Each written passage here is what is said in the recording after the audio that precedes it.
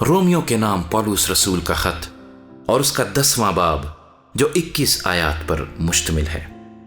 ऐ भाइयों, मेरे दिल की आरजू और उनके लिए खुदा से मेरी दुआ यह है कि वो निजात पाएं, क्योंकि मैं उनका गवाह हूं कि वो खुदा के बारे में गैरत तो रखते हैं मगर समझ के साथ नहीं, इसलिए कि वो खुदा की रास्तबाजी से नावाकिफ होकर और अपनी रास्तबाजी कायम करने की कोशिश करके खुदा की रास्तबाजी के ताबे ना हुए, क्योंकि हर एक ईमान लाने वाले की रास्तबाजी के लिए मसीह शरीयत का अंजाम है।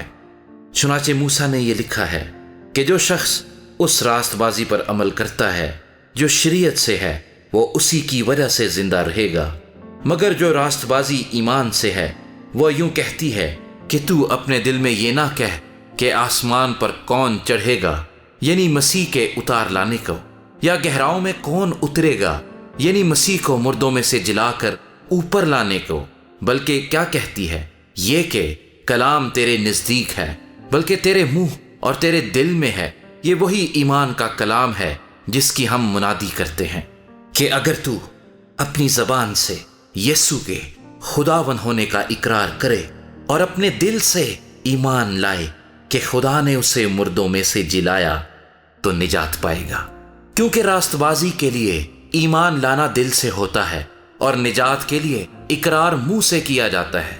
चुनाचे किताब मुकद्दस ये कहती है कि जो कोई उस पर ईमान लाएगा वह शर्मिंदा ना होगा, क्योंकि यहूदियों और यूनानियों में कुछ फर्क नहीं, इसलिए कि वही सबका खुदावंद है और अपने सब दुआ करने वालों के लिए फयाज है, क्योंकि जो कोई खुदावंद का नाम लेगा निजात पाएगा।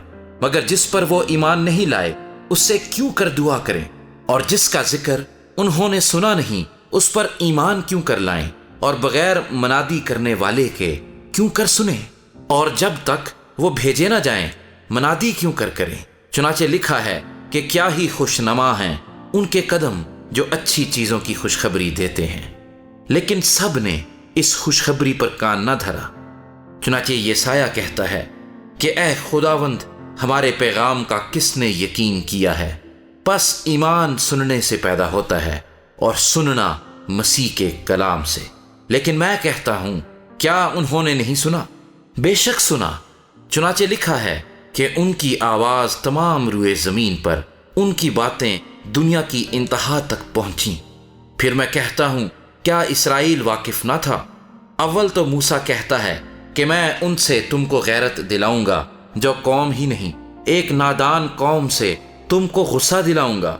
फिर यसाया बड़ा दलेर होकर यह कहता है कि जिन्होंने मुझे नहीं ढूंढा उन्होंने मुझे पा लिया, जिन्होंने मुझसे नहीं पूछा उन पर मैं जाहिर हो गया। लेकिन इसराइल के हक में यूं कहता है कि मैं दिन भर एक नाफरमान और हुजती उम्मत की तरफ अपने हाथ बढ़ाए रहा।